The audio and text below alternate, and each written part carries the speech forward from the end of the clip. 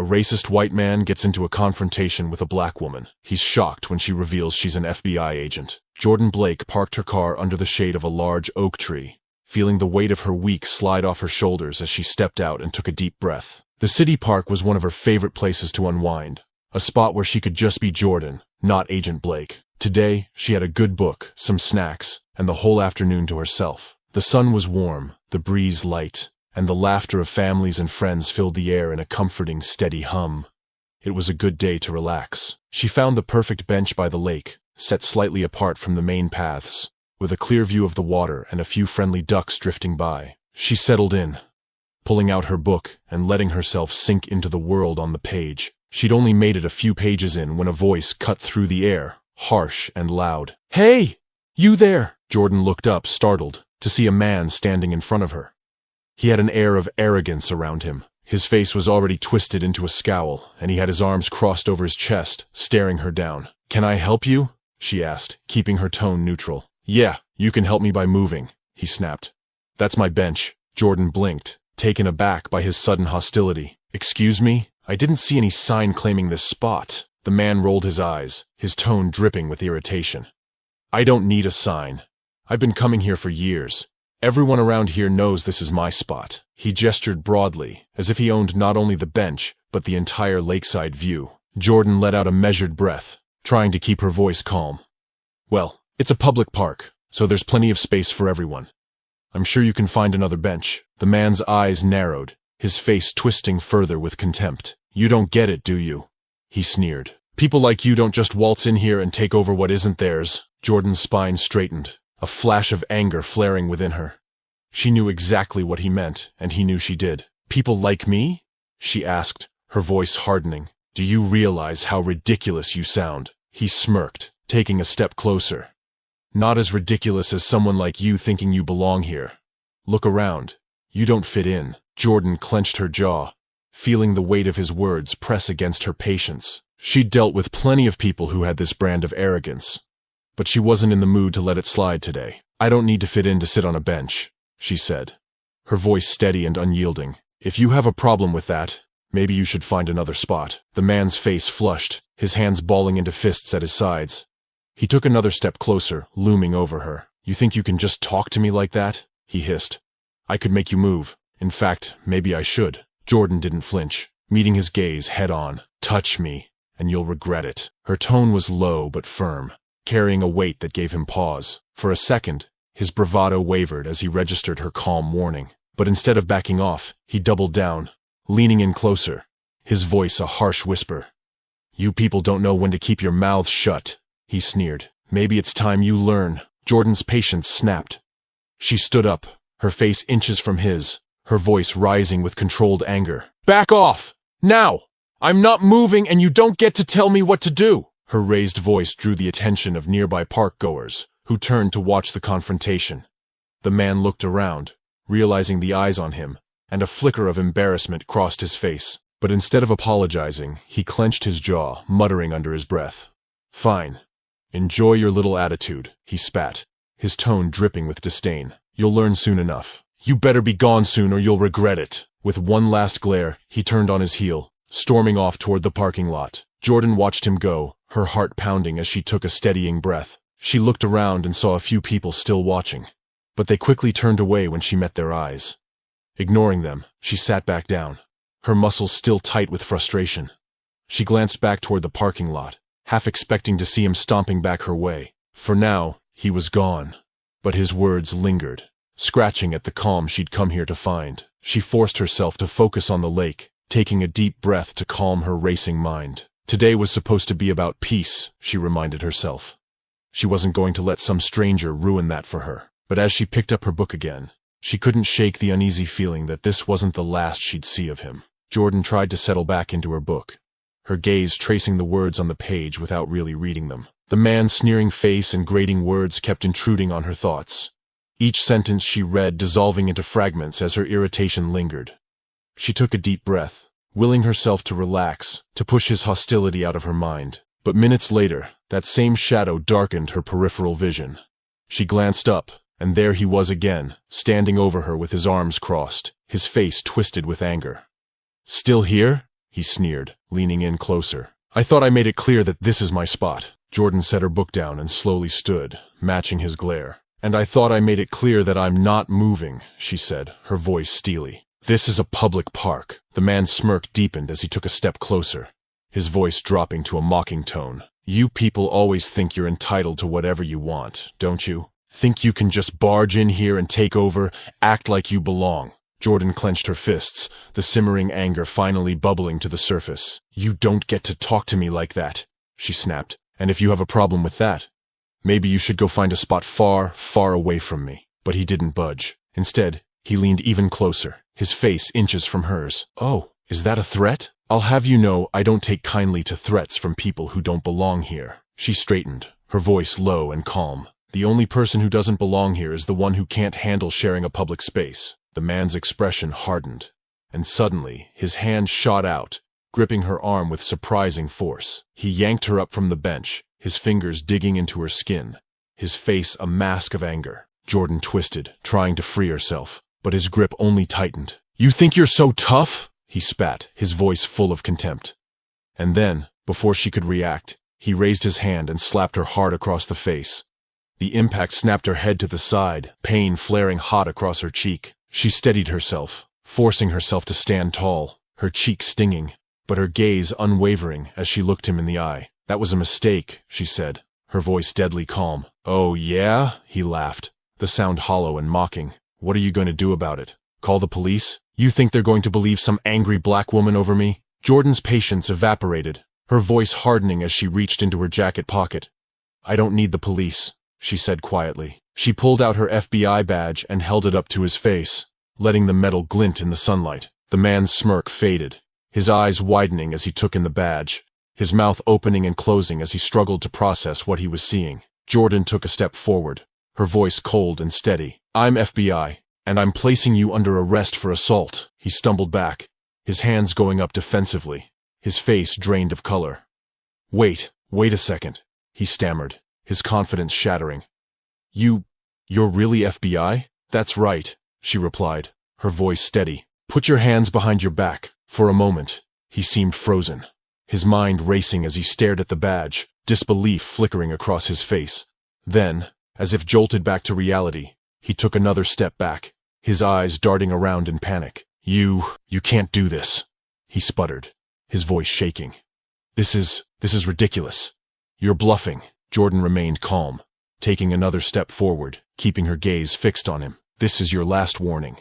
Turn around, hands behind your back. Now! But instead of complying, he glanced wildly around the empty area, his face twisting with a sudden desperation.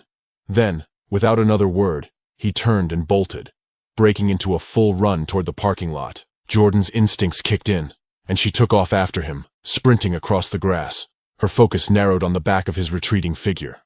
Her mind was already calculating his likely moves, the layout of the parking lot, the speed it would take to catch up with him. He glanced over his shoulder, his eyes widening when he saw her gaining on him. He pushed himself harder, his pace frantic as he reached the edge of the parking lot, fumbling for his car keys. Jordan closed in, her breath steady as she calculated her next move. But just as she was within reach, he managed to yank his car door open and dive inside. She reached for the handle, but he slammed the door shut and locked it, fumbling to start the engine. For a split second, their eyes met through the glass, his filled with panic, hers steady and unyielding. Step out of the car, she ordered, her voice loud and firm. But he ignored her, his hands shaking as he finally managed to start the car. The engine roared to life, and with a screech of tires, he backed out of the space, narrowly missing another parked car as he sped out of the lot, leaving Jordan standing in a cloud of dust and exhaust. She watched him go, her hands on her hips as she took a steadying breath. She had his license plate number, his face burned into her memory. He'd run, but this wasn't over. Not by a long shot. Jordan didn't waste a second. As the dust settled from the man's hasty escape, she pulled out her phone and dialed into the FBI dispatch, quickly relaying his license plate number and a description of his vehicle. After updating them on the assault and her pursuit, she requested backup in the general direction she knew he'd taken. Suspect fleeing in a blue sedan, license plate Bravo Tango 047. Will intercept, she said into the phone, slipping her badge back into her jacket. Without hesitation, she jumped into her own car, the engine roaring to life as she pulled out of the lot, Her focus sharpened as she drove. The road was mostly clear at this hour, and she knew the city streets well enough to guess where he might try to go to avoid traffic and elude her. As she scanned the area, adrenaline pulsed through her veins, every nerve on high alert. The slap across her cheek still stung, and the memory of his smirk only fueled her determination to catch him. She drove with precision, her eyes darting from road to side streets, anticipating his next moves. After a few minutes, she spotted him up ahead, weaving in and out of traffic, his car jerking side to side as he struggled to stay ahead of her. His movements were erratic, panicked, as he ran a red light, narrowly missing an oncoming car that screeched to a halt in his wake. Jordan narrowed her eyes, gripping the wheel as she pressed forward. She accelerated, keeping a safe distance as she maneuvered through the traffic he left in disarray. It was clear he was making his way toward the outskirts of town, likely hoping to escape into the quieter roads where he might lose her trail. But she was ready. She saw her opening when he turned onto a side street, a narrow road that connected to an isolated industrial area. Jordan floored the gas, anticipating his next turn, and taking a quick shortcut that cut off a few seconds. As he came around a bend, she swung out ahead of him, cutting him off and bringing her car to a quick, controlled stop. She stepped out of her vehicle, her voice commanding, "Step out of the car! Now!" He froze, his eyes wide as he stared at her through the windshield, realization dawning on him that he had no more room to run. She could see his hands clenching the wheel, his mind racing as he glanced around for any possible escape. But they were alone on this quiet stretch of road. The only sound his car's engine idling, trapped between her vehicle and a dead end. With a sigh of resignation and clear frustration, he slowly opened the door, stepping out with his hands raised halfway. "This is ridiculous!" he shouted, the anger from earlier back in his voice, but now mixed with a hint of desperation. "You don't have any right to do this. You're just overreacting." Jordan kept eyes trained on him, her stance firm, her voice unwavering. "Assaulting a federal officer and evading arrest isn't a minor issue, and you're out of options. Get down on the ground." He hesitated, his eyes darting from side to side, as if still hoping for a way out. "This is insane. You can't do this to me. I didn't even do anything wrong. I'll have your job for this." But Jordan's calm didn't falter.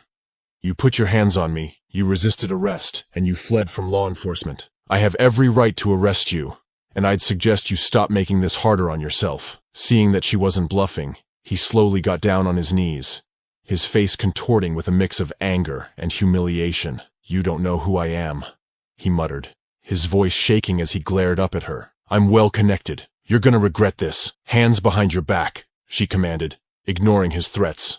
Now, reluctantly, he brought his hands around, and she moved in, snapping the cuffs onto his wrists. As she secured them, he let out a string of muttered curses, his words dripping with anger. "You're making the biggest mistake of your career," he hissed, his voice low and venomous. Jordan pulled him up by his arm, keeping a firm grip as she guided him toward her car. "You're welcome to bring that up in court," she replied calmly, pushing him into the back seat. He struggled against the cuffs, his eyes flashing with hatred as he glared at her through the rearview mirror. "This isn't over," he said, his voice shaky but defiant. "You're going to regret crossing me." But Jordan simply closed the door, locking it before getting into the driver's seat. She glanced at him in the mirror, her expression steady, unfazed by his threats. "The only thing I regret," she said, starting the engine, "is that I didn't arrest you sooner." As she pulled back onto the road, she radioed in, informing dispatch that the suspect was in custody. He slumped in the back seat, silent now, his face flushed with anger and embarrassment. But he was caught. His bravado faded, and he was left to contemplate the reality of his actions as they drove toward the nearest precinct. The drive was silent, save for the hum of the engine and his occasional muttered complaints. But Jordan didn't mind the quiet. It was a satisfying kind of silence, one that reminded her of why she did what she did. As they neared the station, she allowed herself a small, private smile. He'd run, he'd threatened, he'd lashed out. But in the end, justice had caught up with him. Jordan gripped Gregory Hale's arm firmly as she led him into the precinct, his once imposing presence reduced to a tense, bitter figure as they moved through the bustling corridors. He looked around, his face tight and pale, taking in the unfamiliar surroundings with a mix of disbelief and disdain. For perhaps the first time in his life, Hale wasn't the one in control, and the realization seemed to unsettle him. The officers at the front desk looked up as Jordan brought Hale forward, a few of them exchanging curious glances. One officer, a tall man with a thick mustache, gave a low whistle as he took in Hale's defiant glare. Well, well, who do we have here?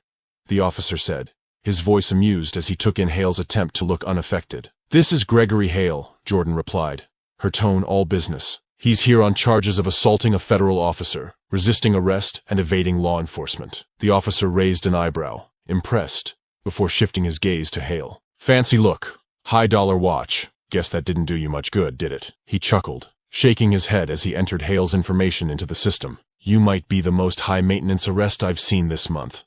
Hale shot the officer a venomous glare, clearly unused to being the target of such comments. This is absurd, he muttered, his voice dripping with disdain. Do you even know who I am? The officer snorted, smirking as he looked Hale up and down. Oh, we know exactly who you are, he replied, his tone mocking. And we also know what you did, which means right now you're just another perp waiting for a cell. Jordan's face remained impassive, but she felt a flicker of satisfaction at the officer's words. Hale had spent the entire day believing his influence and connections would shield him, and now he was finally starting to understand just how wrong he'd been. As the booking process continued, Hale grew increasingly uncomfortable, his bravado slowly crumbling. He tried to argue, to justify his actions, but his words held no weight here.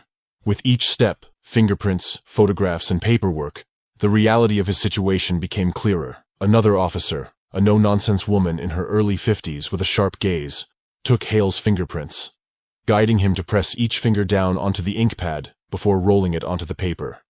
She looked at him with thinly veiled annoyance. You don't have any idea how dumb this was, do you? She said, her voice cutting through his quiet muttering. You thought you could just slap a federal officer and get away with it? Hale glared at her, his face flushed with anger. I didn't know she was FBI, he snapped, as if that somehow excused his behavior. This whole thing is being blown way out of proportion. I didn't do anything wrong. The officer let out a disbelieving laugh. Didn't do anything wrong? You slapped a woman in public and then tried to run from the law. I'd say that's more than enough wrong. Hale's jaw tightened, and he turned to Jordan, his eyes blazing with frustration. You're really going to throw away your career over this? He sneered. Do you have any idea what kind of connections I have? You could have walked away from this, but instead, you had to make it personal. Jordan met his gaze with a steady look, unshaken. This isn't personal, Mr. Hale, she replied calmly. It's justice. You attacked me, resisted arrest, and thought you were above the law. My job is to ensure that people who believe they can escape accountability face the consequences of their actions. One of the younger officers overheard her response and gave a small, approving nod. Hale, however, bristled at her words, his face reddening as he clenched his fists. You don't know who you're dealing with, he muttered, his voice low but threatening. This isn't over. People like me don't go down without a fight. People like you? The officer with the mustache raised an eyebrow. Last I checked, people like you don't get a free pass for breaking the law.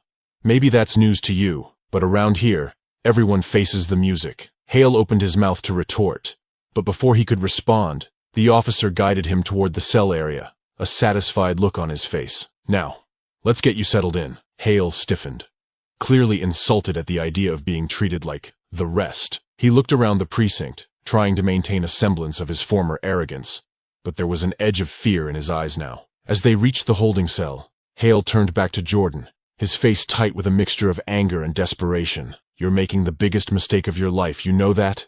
He hissed, his voice low. I have connections, resources. You don't stand a chance. Jordan crossed her arms, her expression unmoved. Mr. Hale, I don't care about your connections.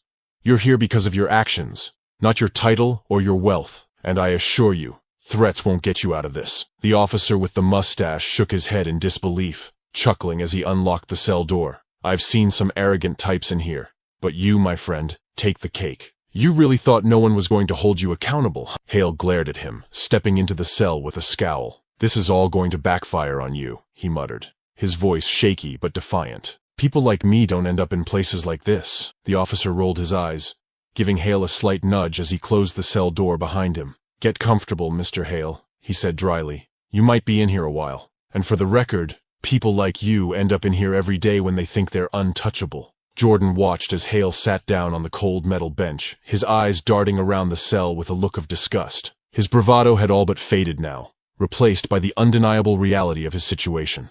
He was trapped, and his usual tactics, threats, intimidation, and entitlement, were useless here. As she turned to leave, he called after her, desperation seeping into his voice. "This isn't over," he muttered, barely loud enough to hear. "You'll regret this." Jordan paused, glancing back over her shoulder, her expression calm and unshaken. "The only thing I regret is that you thought you were above the law. You're about to learn just how wrong you were." With that, she walked away, leaving Hale alone in the quiet of the cell, his arrogance stripped away and his fate sealed. She exchanged a few words with the booking officers, signing the necessary paperwork to complete his intake, and then made her way back outside, letting out a long, steadying breath as she felt the tension of the day start to lift. The fresh air filled her lungs, and she closed her eyes for a moment, feeling a deep sense of satisfaction. Hale had assumed his wealth and connections would shield him, that he could act without consequence. But today, justice had spoken louder than his threats or money, reminding him that no one, not even Gregory Hale, was above the law. As she walked to her car, she knew this wasn't the last she'd hear of him. Men like Hale didn't accept consequences easily, but if he underestimated her again, she'd be there, ready to remind him just as she had today. Justice was blind to privilege, and in the end, no one was untouchable. The days following Gregory Hale's arrest were tense. Jordan expected pushback, and it wasn't long before she received her first call from his legal team. They were polished, precise, and aggressive, wasting no time in trying to make her second-guess her actions. Her phone rang as she sat at her desk, and she recognized the firm's name on the caller ID, a well-known law office that catered to elite clients. She picked up, and a measured voice introduced himself as John Merrick, Hale's attorney. "Agent Blake," Merrick began, his tone cordial, yet edged with steel. "I hope you understand that our client is facing undue charges. Mr. Hale has no criminal record and has been a respected member of the community. Given the circumstances, we feel it would be in everyone's best interest to dismiss this case." Jordan raised an eyebrow, recognizing the carefully masked threat beneath his words. "Your client assaulted a federal agent, resisted arrest, and evaded law enforcement, Mr. Merrick," she replied calmly. "This case isn't going away." There was a slight pause on the other end, and she could practically hear the lawyer adjusting his approach. "Agent Blake," he continued, voice smooth but cold, "perhaps you're unaware of the power Mr. Hale holds. His connections run deep, and he has a reputation to maintain. A public trial could be detrimental not only for him, but for you as well." Jordan's jaw tightened, but she kept her tone steady. "Are you implying that pursuing justice for an assault on a federal agent could harm my career, Mr. Merrick?" "I'm simply advising caution," Merrick replied, his tone unchanging. "Mr. Hale is prepared to defend his reputation and, if necessary, discredit anyone involved in this case. We would hate to see such a promising agent like yourself caught in unnecessary legal battles or media attention.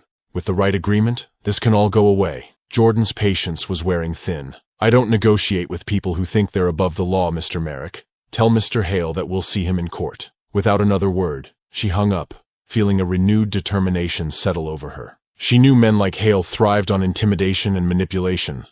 But this time, his tactics weren't going to work. As the trial date approached, Hale's legal team ramped up their efforts, filing motions to have the charges reduced or dismissed, and attempting to smear her reputation with subtle, strategic leaks to the media. Headlines popped up in local papers questioning her handling of the arrest, her judgment in the field, and other details intended to paint her as overzealous. But each tactic only strengthened her resolve. She had truth on her side, and Hale's underhanded maneuvers only solidified her belief that he needed to be held accountable. When the trial finally arrived, the courtroom was packed with spectators. Friends and colleagues of Hale's had shown up in support, and a few reporters lingered near the back, eager to catch the latest update in the high-profile case. Jordan took her seat in the front row, her face composed and calm, prepared for the days ahead. Across the room, Hale sat at the defense table, dressed in a tailored suit, his face drawn and tense. The smug confidence he'd once worn was gone, replaced by a look of barely concealed resentment. His legal team sat beside him, whispering last-minute advice, casting furtive glances around the room. The judge entered, and silence fell as the trial began. Opening statements started with the prosecutor, who outlined the case against Hale with a calm, clear voice. He described Hale's confrontational behavior at the park, the assault on a federal officer, the attempt to evade arrest, and his blatant disregard for accountability. The prosecutor emphasized Hale's sense of entitlement, his belief that his status could shield him from consequences. Then it was the defense's turn. Merrick rose, his expression cool and controlled as he addressed the jury, speaking in a smooth, almost patronizing tone. "Ladies and gentlemen, my client is a successful businessman, a respected member of the community. Yes, there was a confrontation, but this is a case of misunderstandings and emotions running high. Mr. Hale's intentions were never malicious. He was merely frustrated. We all have moments where emotions get the better of us. Merrick then went on to imply that Jordan's actions were unnecessarily aggressive. Agent Blake's actions reflect an excessive response to a minor disagreement. She could have diffused the situation, but instead chose to escalate it, leading to this unfortunate series of events. Jordan watched the jury as he spoke, noting a few furrowed brows and skeptical glances. The judge's expression remained neutral, but his eyes were sharp, absorbing every detail. When the prosecution called her to the stand, she rose, walking to the witness box with steady steps. She swore to tell the truth, then took her seat, her gaze meeting each juror as she prepared to recount the events. The prosecutor guided her through her testimony, and she recounted the day of the incident with calm precision. She described how the confrontation had started innocently enough. A simple argument over a public bench that rapidly escalated when Hale began making entitled, degrading remarks. She detailed his mocking tone, his words of intimidation, and the moment he'd slapped her, assuming his power and connections would protect him. He slapped me, then mocked me, she said steadily. He told me that no one would believe me because of who I am. He made it clear that he thought he was untouchable, that his connections would shield him from any consequences. Her words hung in the air, resonating through the silent courtroom. She glanced at the jury, watching their reactions. A few of them shifted uncomfortably, exchanging glances that showed their unease. The defense's turn came next, and Merrick's voice was a smooth blade as he began his cross-examination. Agent Blake, as a federal agent, would you say you're trained to handle high-stress situations without escalating them? Yes, she replied calmly, meeting his gaze. Then wouldn't you agree that walking away might have been the best option in this case? He pressed, his tone almost condescending. Jordan held her ground. The situation didn't start as an escalation. I was simply enjoying the park. Mr. Hale was the one who approached me aggressively, and he continued to escalate even after I asked him to leave. Walking away wouldn't have changed his behavior. It would have enabled it. Merrick's jaw tightened slightly, but he maintained his polished demeanor. Would you say you could have called for local law enforcement backup rather than taking matters into your own hands? I attempted to reason with him, she answered firmly. When he assaulted me and then fled, it became my duty as a federal agent to pursue and arrest him. Merrick moved on, addressing the jury with an appeal to sympathy. Ladies and gentlemen, everyone makes mistakes. My client was frustrated, but this entire situation has been exaggerated beyond reason, and what should be a minor charge has turned into an overblown prosecution. But as he sat down, Jordan noted the shifting expressions of the jury. They had seen Hale's entitled demeanor and heard Jordan's unwavering testimony. The defense's attempt to paint him as a victim seemed to be falling flat. Hale took the stand next, and Jordan noted the nervous flicker in his eyes, the strain in his voice as he recounted the incident. He claimed he'd simply lost his temper, that he hadn't meant for things to go this far, and that the situation had been blown out of proportion.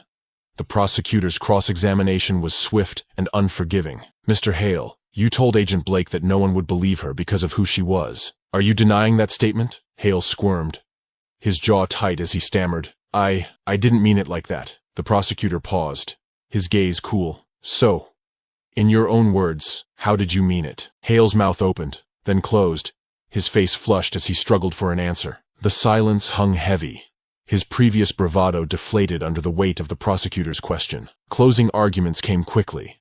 The prosecutor underscored the importance of accountability, emphasizing Hale's sense of entitlement and his attempts to evade responsibility. Merrick made one last appeal to sympathy, portraying Hale as a good man who made a mistake, but the jury's expression suggested they were unconvinced. After only a few hours of deliberation, the jury returned with their verdict: guilty on all counts. Gregory Hale sat motionless, his face pale as the judge read the verdict, his disbelief evident. When the court reconvened for sentencing, the judge addressed Hale directly. Mr. Hale, you assaulted a federal agent, evaded arrest, and displayed a blatant disregard for the law. Your actions reflect an arrogance that has no place in our society. You will face justice, just as anyone else would. The judge sentenced Hale to 3 years in state prison, with an additional 2 years of probation, 200 hours of community service, and mandatory anger management counseling. The sentence was met with murmurs from the gallery, while Hale sat, stunned, the reality of his fate settling heavily upon him. As the court adjourned, Jordan watched Hale being led from the room in handcuffs, his face twisted in frustration and shame. Justice had been served, and for the first time, he would face real consequences. Outside, she took a deep breath, the weight of the ordeal finally lifting. Gregory Hale's influence had met its limit, and she could move forward, knowing she'd done her job. A week after the trial, Jordan found herself at a quiet cafe, sipping her coffee and processing the whirlwind of events that had led to Gregory Hale's sentencing. The court case had been grueling, and the backlash from Hale's supporters and the media had been exhausting. But Hale's conviction and prison sentence were solid victories. Not just for her, but for everyone who had ever felt the sting of injustice. Her phone buzzed with notifications, each one a new article covering the case. Headlines highlighted Hale's downfall, his former status as a respected businessman turned convict. Some reports touched on the assault and the arrogance behind it, while others stirred up debates about race and power. Comment sections were rife with arguments, some saying that his mistake didn't warrant such a severe punishment, while others called his sentence long overdue. Jordan saw her own name mentioned frequently. Some called her a hero for standing up to Hale, while others accused her of making an example out of him. She even noticed a few subtle racial undertones, comments questioning her judgment, calling her too aggressive, or implying that her actions stemmed from a chip on her shoulder rather than a commitment to justice. The racism didn't surprise her. It was something she'd felt simmering from the moment Hale had approached her in the park. She knew that his entitlement wasn't just about wealth or status. It was also about the unspoken power he assumed he had over her because of her race. He had mocked her, calling her "you people," and insisted that no one would believe her because of who she was. That moment had confirmed to her that his aggression wasn't just personal. It was deeply ingrained, a lifetime of privilege wrapped in prejudice. Later, she met her friend and fellow agent, Maya Torres, for lunch. Maya had always been one to call things out for what they were, and Jordan appreciated her bluntness, especially now. "Did you see some of those comments online?" Maya asked, rolling her eyes. "People are still trying to defend him, saying he just lost his temper and shouldn't have been punished." Jordan nodded, stirring her coffee. "I saw. A lot of them think I overreacted, that it was just one slap," she replied, a hint of bitterness creeping into her voice. "But it was more than that. And you know it. It was about control, entitlement, and race. He saw me and thought he could talk to me however he wanted, put his hands on me, and walk away unscathed." Maya shook her head, her expression tight. "Exactly. They don't get it. They've never had to. People like Hale think they can act any way they want, and for so long they've been right. But when he realized you weren't just going to sit there and take it, he panicked." Jordan took a deep breath, feeling the weight of those words. Hale had assumed she'd back down, that she'd be intimidated. And when she hadn't, his racism and entitlement had surfaced even more boldly, culminating in that slap. He hadn't just seen her as an officer or even another person. He'd seen her as someone beneath him, someone who, in his mind, wasn't supposed to challenge him. "You know," Jordan said, glancing out the window. "He had every advantage, his money, his connections. He really believed he could walk away, and for a moment I wondered if he might. But he didn't," Maya replied firmly, leaning in. "You held him accountable. Men like him, they're not used to hearing no, especially not from someone they think they can control. That's why this case is so important. It's not just about justice. It's about showing that no one's above accountability." Jordan nodded slowly, letting Maya's words sink in. She'd felt that same pressure throughout the trial. A subtle but constant reminder that she wasn't only standing up to one man's arrogance, she was confronting a system that had allowed him to believe he was untouchable. And for Hale, a black woman standing up to him and holding him accountable was perhaps the ultimate humiliation, a reality that clashed with his deeply ingrained beliefs. A few days later, Jordan returned to her office to find her inbox flooded with letters and emails. Some were supportive, congratulating her for her bravery, recognizing the importance of her role in Hale's conviction. But others were harsher, even cruel, laced with subtle or outright racism. A few letters accused her of ruining a good man's life, of overstepping her place, as if she had somehow violated an unspoken rule by demanding that Hale be held accountable. She felt a twinge of sadness, but she knew this was part of a broader, more painful reality. She was reminded that, for some, her actions would always be judged differently, scrutinized more harshly, simply because of who she was. But she also felt a sense of pride. She'd faced down that prejudice head-on, refusing to let it intimidate or silence her. Her supervisor, Agent Ramirez, stopped by her office later that day, leaning against the doorway with a nod of approval. "I saw the articles," he said. "You did good, Jordan. People will talk. They'll criticize, but what you did was right. It takes strength to stand up to someone who thinks they're invincible. Jordan smiled, feeling a surge of gratitude. Thank you. It's been a lot to handle, and I knew there'd be backlash. But I knew I couldn't just let him get away with it. Not with everything he said and did. Ramirez nodded, a proud glint in his eyes. And that's what makes you a good agent. You stood your ground even when it got ugly. People need to see that. It might not change everyone, but it matters. As the days went by, the media buzz around the trial began to fade. But Jordan still felt the quiet impact of the case. She'd encountered moments of racism before, both overt and subtle. But this case had brought it to the surface in a way she hadn't expected. It wasn't just about Hale's actions. It was about what he represented. A part of society that too often looked the other way. In the following weeks, people in the precinct and community reached out to her. Some colleagues stopped her in the hall to congratulate her quietly. A few strangers recognized her at the grocery store, nodding in solidarity. They knew what her fight meant, that it was more than just about the law. One afternoon, as she walked down the street, an older black woman approached her with a warm smile. "I saw what you did in that courtroom," she said, her voice filled with quiet pride. "You didn't just stand up for yourself, you stood up for all of us." Jordan felt a lump rise in her throat as she thanked the woman, realizing in that moment just how deeply the case had resonated. Gregory Hale's sentence was more than just time served.